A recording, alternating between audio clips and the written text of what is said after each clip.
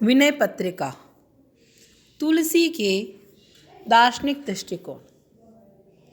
तुलसीकृत विनय पत्रिका की महत्ता का एक कारण उसमें अभिव्यक्त तुलसी के दार्शनिक सिद्धांत भी है।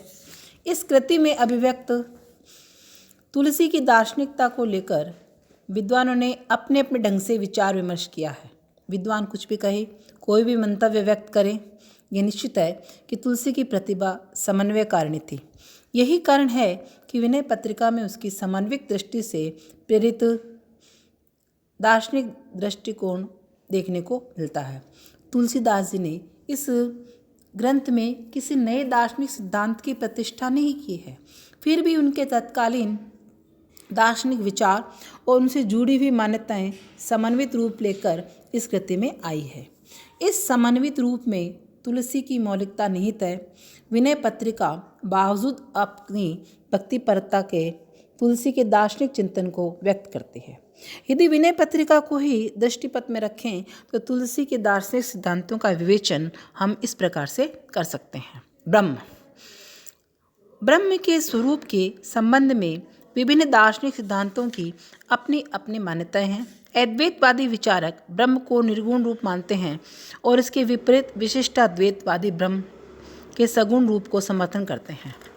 विनय पत्रिका के कवि ने ब्रह्म के दोनों रूपों को समान आदर दिया है। विनय पत्रिका के अनेक पदों में श्री राम की स्तुति की गई है, जो वस्तुतः सगुण ब्रह्म की स्तुति है। तुलसी के राम सैद्धांतिक दृष्टि से ब्रह्म है और विनय पत्रिका में राम के इसी ब्रह्म स्वरूप का विवेचन मिलता है। वही राम सृष्टि के कण कण में व्याप्त है। सच्चिदानंद आनंद कंदाकरम विश्व विश्राम राम भिराम। हमारे यहाँ ब्रह्म की 3 शक्तियाँ मानी गई है, ब्रह्मा, विष्णु और महेश। ब्रह्मा सृष्टि का सृजन करता है, विष्णु उसका पालन करता है और महेश उसका संहार करता है। भक्ति के क्षेत्र में ब्रह्मा के विष्णु रूप को ही अधिक सम्मान मिला है। कवि ने विनय पत्रिका में अनेक पदों में श्री राम और विष्णु की एकता सिद्ध की है, तथापि ब्रह्म के 3 रूपों में ब्रह्म रूप राम ही सर्वश्रेष्ठ है। उसी की उपासना करके हम इस भाव संसार को पार कर सकते हैं। इस प्रकार तुलसी ने राम के रूप में सगुण ब्रह्म की भक्ति का उपदेश दिया है।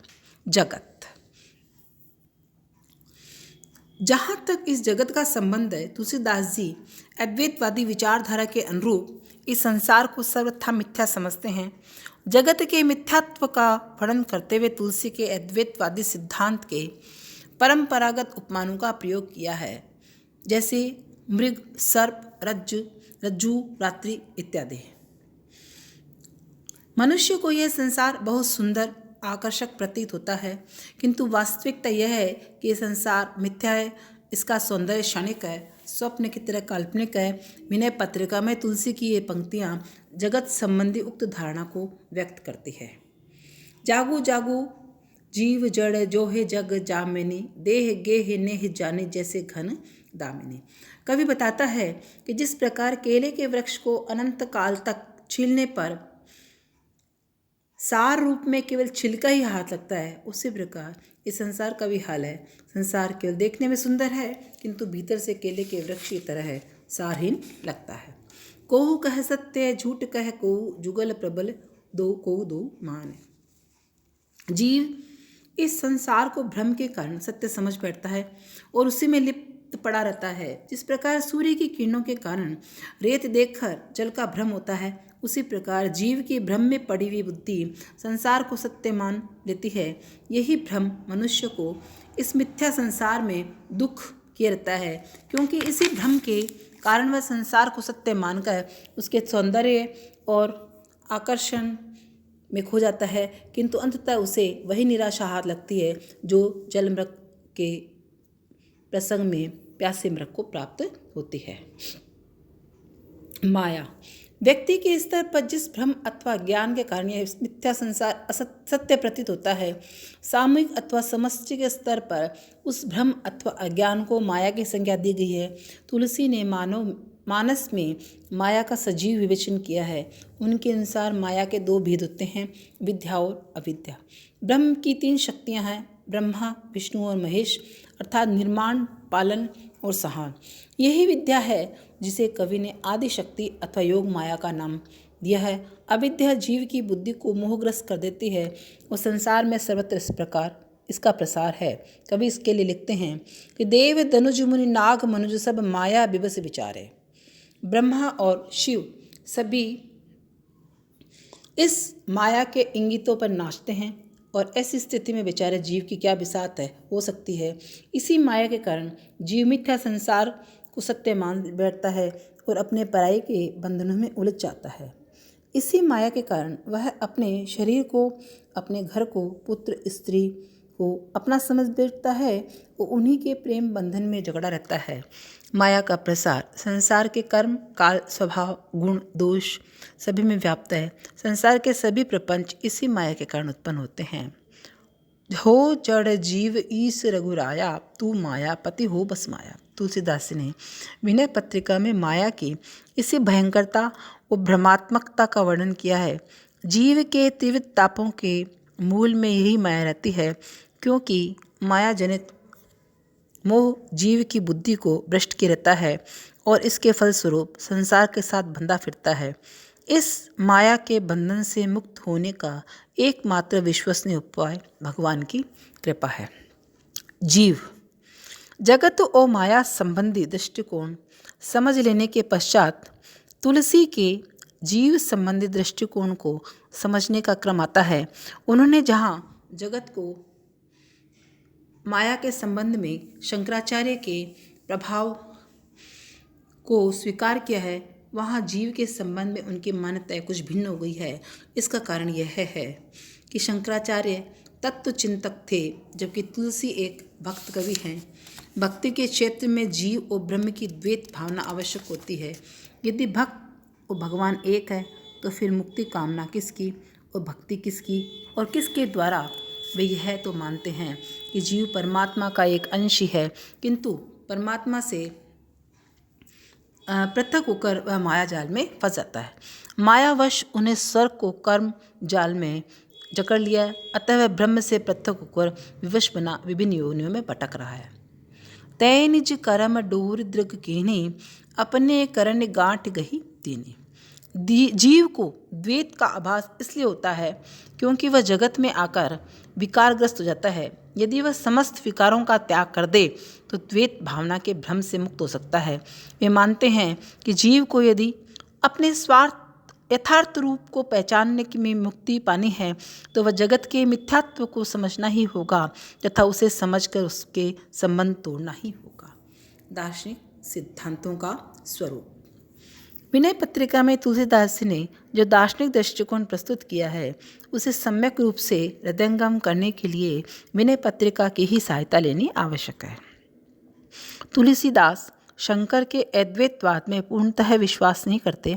उनकी दृष्टि से उसमें भी ब्रह्म का अंश है। साथ ही अद्वैतवाद को भी वे भ्रमात्मक मानते हैं। उनका मत है कि द्वैतवाद भी भ्रमपूर्ण है, अतः वे इन तीनों भ्रम का परित्याग आवश्यक समझते हैं।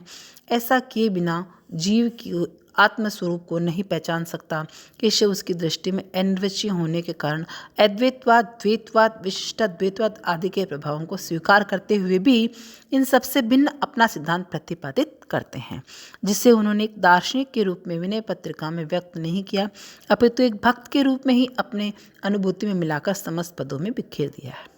हम उनके उस सिद्धांत को भक्तिवाद के अतिरिक्त और कुछ नहीं कह सकते, तभी तो उन्होंने विनय पत्रिका में सभी अन्य बातों का स्थान स्थान पर प्रत्यक्ष रूप में विरोध किया है।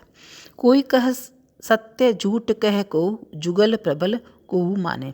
इस उदाहरण से स्पष्ट तो हो जाता है कि तुलसीदास ने इन सबसे भिन्न अपनी भक्तिवाद का प्रतिपादन किया, किंतु उस भक्तिवाद का स्वरूप क्या है। विनय पत्रिका में विभिन्न देवी देवताओं की स्तुति का क्या प्रयोजन है। क्या तुलसी एक ईश्वर की उपासक न होकर विभिन्न देवताओं के उपासक है। इन प्रश्नों का उत्तर प्राप्त करना कठिन नहीं है। तुलसी ने प्रत्येक देवता की स्तुति की है। स्तुति के अंत में उसने उसकी भक्ति की याचना नहीं की, अपितु राम की भक्ति की प्रार्थना की है। मांगत तुलसीदास कर जोरे, बसहि राम सिय मानस मोरे। अगला बिंदु है साधना।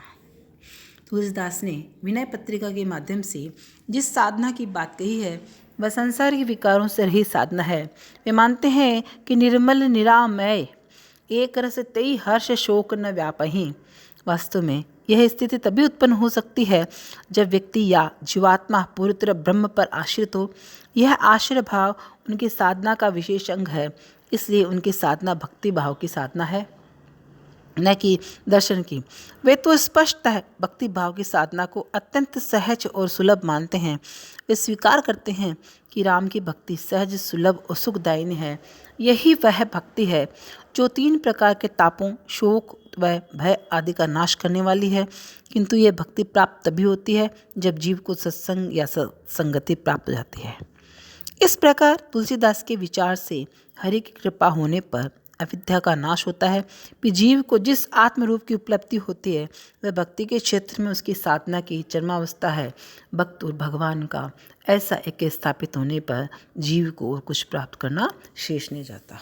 इस प्रकार से हम ये तुलसी के दार्शनिक विचार पढ़े हैं। तुलसी के संबंधित आपके कोर्स का ये अंतिम प्रश्न था। आप इन सब को पढ़िए, समझिए और उसके अनुसार आगे कार्य करेंगे तो आप पढ़ेंगे अच्छे से, तो हमको इनके विचार और उनकी व्याख्या अच्छे से समझ में आ सकती है। धन्यवाद।